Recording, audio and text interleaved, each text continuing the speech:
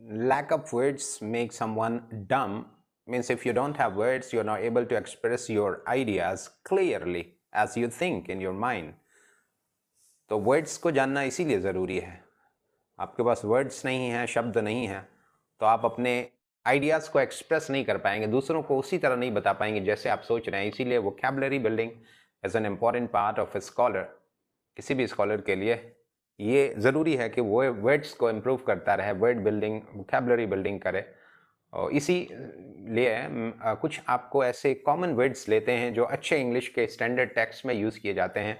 First one is austere. Austere का मतलब होता है कि जो कोई बहुत सख्त हो, बहुत कठोर हो, बहुत मुश्किल भरा हो, इसके लिए ये ऑस्टियर को यूज़ किया जाता है और ये एडजेक्टिव है. सेंटेंस में यूज़ करके देखेंगे, मीनिंग क्लियर होगी. कि जैसे the saint lived an austere life with simplicity and discipline. ये संत अपना जीवन बहुत मुश्किल भरा जीता था और उसमें साथ ही साथ साधारण भी होता था और अनुशासन भी. दूसरा वर्ड लेते हैं चार्लटन.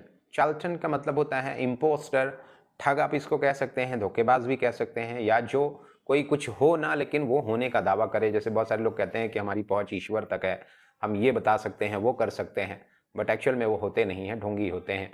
तो इसके लिए आप सेंटेंस में यूज़ करके कह सकते हैं, जैसे कि he claimed to be a great scholar to deceive people, but actually he was a charlatan.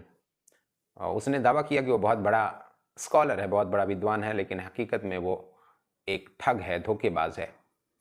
एक अगला वर्ड लेते हैं सिसेशन. सिसेशन का मतलब होता है पृथक्करण, पार्टीशन, डिवीजन, बंटवारा किसी चीज़ का, अलग करना किसी चीज़ का.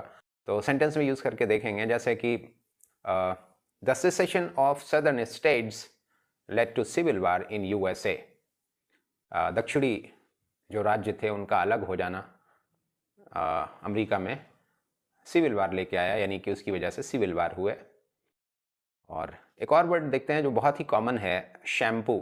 आप इसको जानते होंगे, लेकिन एक्चुअल में ये हिंदी से आया हुआ है इंग्लिश में.